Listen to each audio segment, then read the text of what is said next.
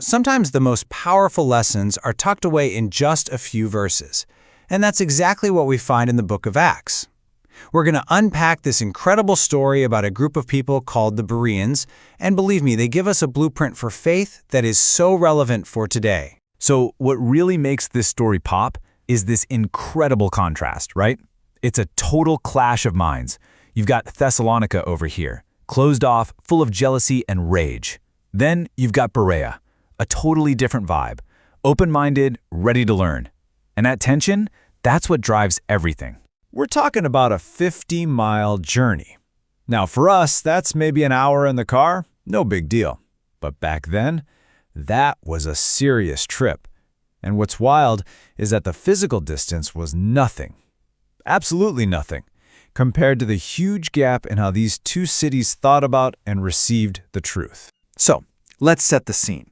This story doesn't kick off with some big triumphant parade. Nope. It starts with an escape in the dead of night.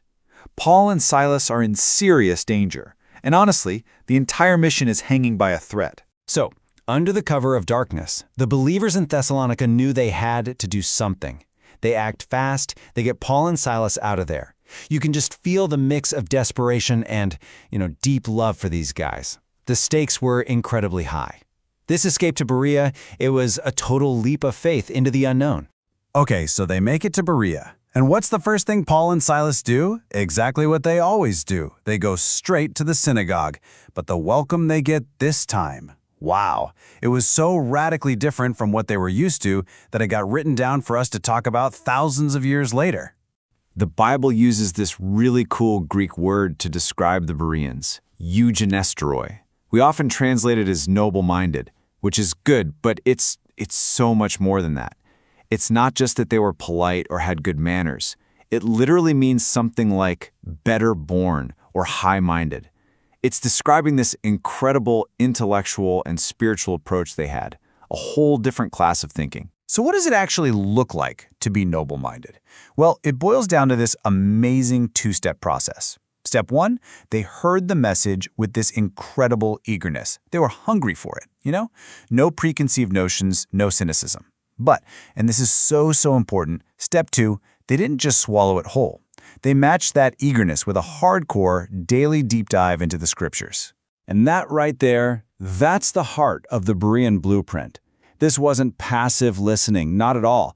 The word used for examining is more like a legal investigation, a cross-examination. Can you picture it? They're unrolling these ancient scrolls every single day, digging in, checking the facts to see, hey, does what this Paul guy is saying about Jesus actually line up with what we've known forever? This was 100% active engagement. And what happens when you have this kind of noble approach? You get a paradox, something we see again and again in the book of Acts.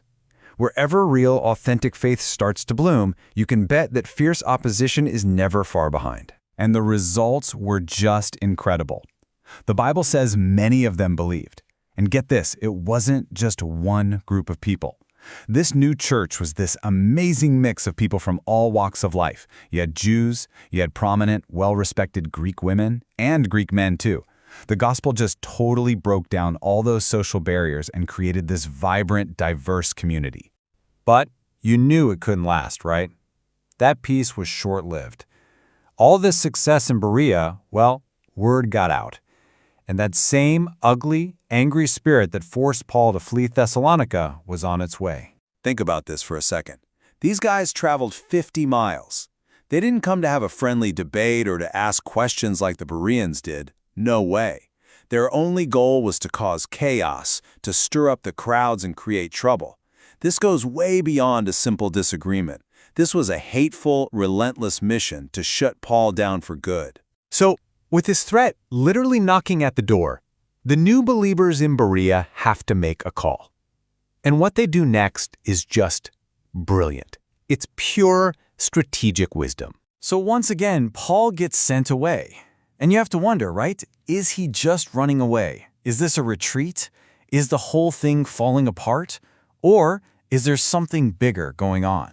No, this was absolutely not a retreat.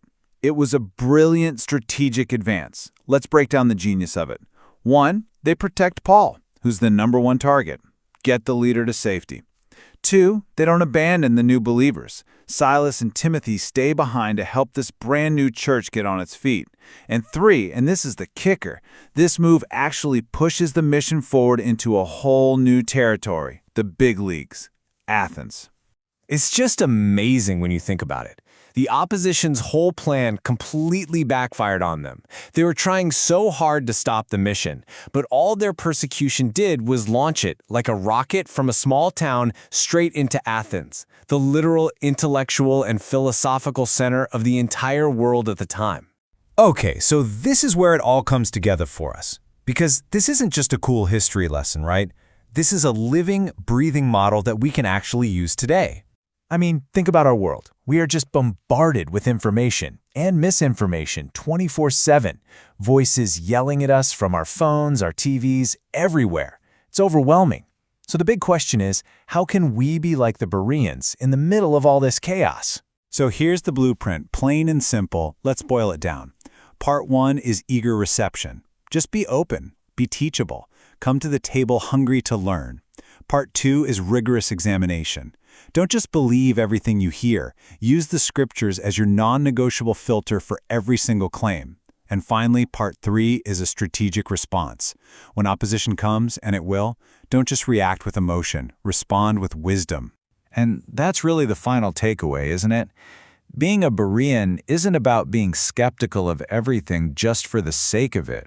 It's about taking our questions and our doubts and turning them into an active search for what's true.